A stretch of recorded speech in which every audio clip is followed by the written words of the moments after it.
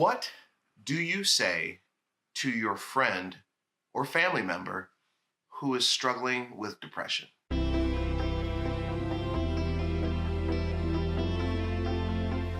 Welcome to my channel. If you are new to the channel, if you're not new to the channel, welcome back. And be sure that you subscribe because I have videos coming out every week that are there to help you. My mission is to support people in healing emotional suffering. That's my mission. And I'm a mental health speaker, author, writer. This is my book, Transforming Stigma.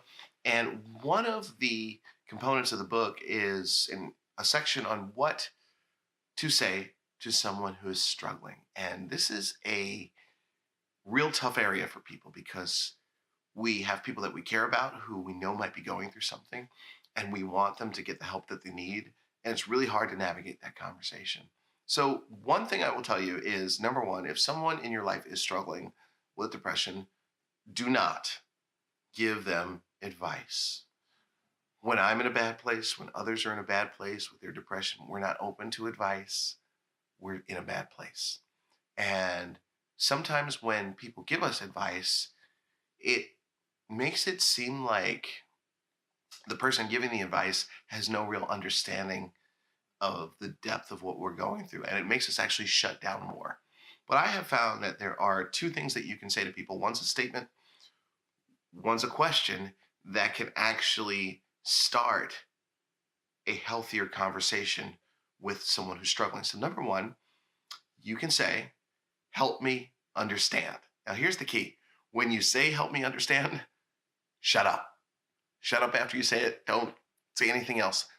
Reason being, it gives the person space to think about something to say, to think about articulating it. Because let's face it, when someone's struggling with depression, it's confusing and frustrating for that person. I know for me, I've been struggling with this my entire life. And despite the amount of presentations that I do or videos like this, when I'm in a tough place, it's really hard for me to articulate to myself, forget others, what's going on. So when you say, help me understand and shut up, you give the person space to hopefully begin a conversation. Now, the person might not respond. They might just say a little bit and stop, but you know what? You got them talking. That's the important thing. Number two, you can ask them, how can I support you? Now, here's the key. Once you ask that question, shut up. Notice a theme here? The key is to ask the question and shut up so they can have the space to share what might be supportive for them. Now, I said this before, when you are struggling in a really dark place with depression, it's hard to even know what you need. But just by asking that question, you can start a dialogue with the person, or at least get them thinking and knowing that you care. That's really important.